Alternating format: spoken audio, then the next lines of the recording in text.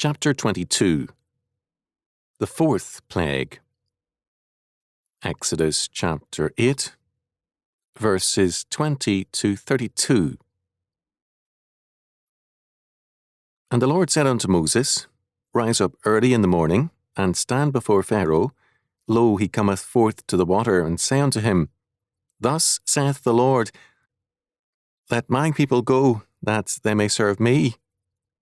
Else, if thou wilt not let my people go, behold, I will send swarms of flies upon thee, and upon thy servants, and upon thy people, and into thy houses, and the houses of the Egyptians shall be full of swarms of flies, and also the ground whereon they are. And I will sever in that day the land of Goshen, in which my people dwell, that no swarms of flies shall be there, to the end that thou mayest know that I am the Lord in the midst of the earth.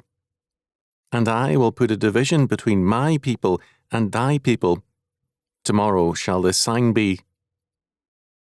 And the Lord did so, and there came a grievous swarm of flies into the house of Pharaoh, and into his servants' houses, and into all the land of Egypt. The land was corrupted by reason of the swarm of flies. Exodus chapter 8, verses 20 to 24. We see a difference now in the conflict between God and Pharaoh, between Moses and the men around Egypt's throne. First, these men no longer attempt to duplicate the acts of Moses. The skills of such men continue to this day in many areas of Africa. Thus, Nordlinger wrote, It is recorded that the Egyptian cobra can be put into a state of rigidity.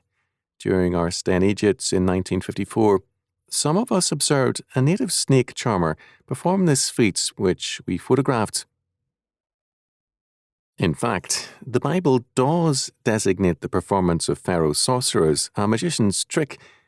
Exodus chapter 7, verse 11. What had occurred could not be seen as anything natural. Moses was tied to supernatural power. Certainly, more than a few people are ready then and now to accept the fact of supernatural power in events, but these are regarded as occasional intrusions into history. The normal flow of history is seen as naturalistic.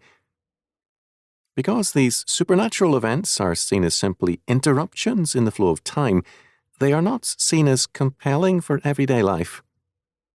No more than men live in terms of possible tidal waves or earthquakes, do such men live in terms of a concern for the power of God. As long as God's supernatural power is seen as an occasional interruption of history, so long will naturalism govern men. The doctrine of providence tells us that God's supernatural power and government are in all events, and totally so. The natural order cannot exist for a second apart from God's power. Second, God now separated Goshen from Egypt, and from the fourth through the ninth plague. Only Egypt was affected. This was an act of covenant grace and faithfulness. Israel had earned no mercy, but God was merciful. This separation would have an impact on Egypt. That they were singled out for judgment was clearly apparent, and that Israel, a slave people, had been singled out for protection was very clear. Such an act revealed both grace and judgment, and mercy, as Scripture declares it, was not an aspect of Egyptian religion. This concept is alien to the Egyptian Book of the Dead. Theirs was not a joyful religion. A faith can affirm a variety of autonomous powers for man, but in so doing, it ensures pessimism and despair. Pritchard cited a moving prayer by an artisan of the 19th dynasty in gratitude for the recovery of his son from illness. It says, in part, Though it may be that the servant is normal in doing wrong, still the Lord is normal in being merciful. The word translated as normal may mean is disposed to. For Scripture, sin is not normal, but the fact of depravity. And God's response is judgment or redeeming grace.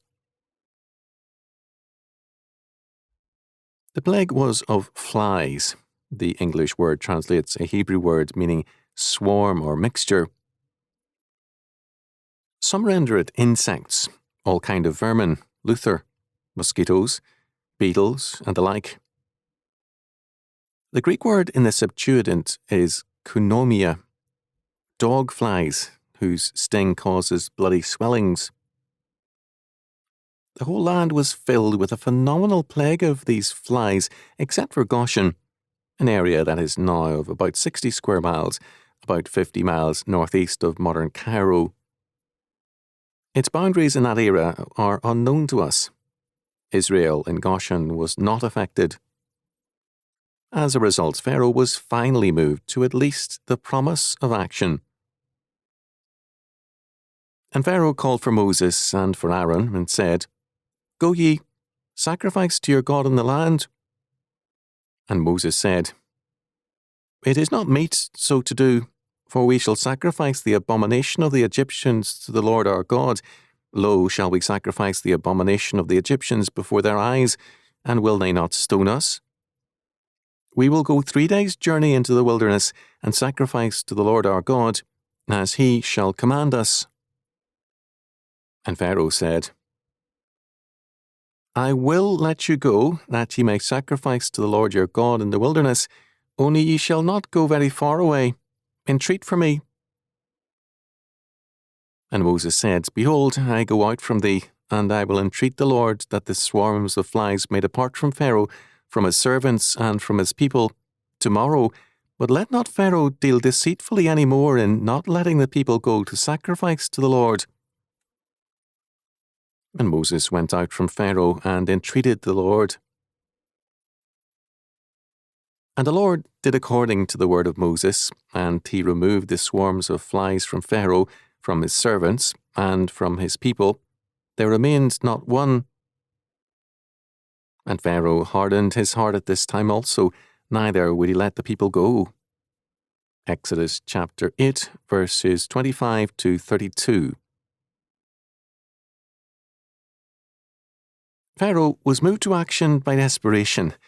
Few people in our time have been in areas abnormally thick with flies, mosquitoes, and like insects. In such places, it is difficult to breathe without getting the insects into one's mouth as a person moves, panting with exertion through the area. We are told that the land was corrupted or ruined by this plague. Moses, in agreeing to entreat God for the end of this plague, warns Pharaoh, "But let not Pharaoh deal deceitfully any more, or play false again, in not letting the people go to sacrifice to the Lord." Verse 29. The statement is made respectfully, and yet it is all the same an indictment of Pharaoh. He has been deceitful. However exalted his civil and religious titles and powers, he is a thoroughly deceitful man. There is great audacity in this warning. Today, civil authorities resent any questioning of their integrity. In Egypt, with Pharaoh's total power, such a challenge was a startling one. If this plague included or were one of beetles, there was a further oppressiveness in that fact. The beetle or scarab was the emblem of the sun god and was held to be sacred. Their natural world and its ostensible sacredness was now their curse. Pharaoh was believed to be the main possessor of Ma'at, or justice and order. Now he was rebuked as an unjust and deceitful man. Moses insisted on the freedom to leave for the purpose of sacrifice. Even centuries later, Jews in Egypt were killed for sacrificing animals. There is no reason to believe that the Hebrews would not have returned after sacrificing in the wilderness. Their purpose was to re-establish Israel in God's covenant. Again and again we see renewals of the covenant in Scripture. It is an everlasting covenant, but neither Israel nor the Church are everlasting entities. No generation can inherit covenant salvation because its parents or grandparents believed and because they obeyed the covenants. In that era, circumcision marked entrance into the covenant, and the Old Testament, as well as the New, make it clear that circumcision means regeneration. Baptism has now replaced circumcision. The Westminster Shorter Catechism tells us, Question 94. What is baptism?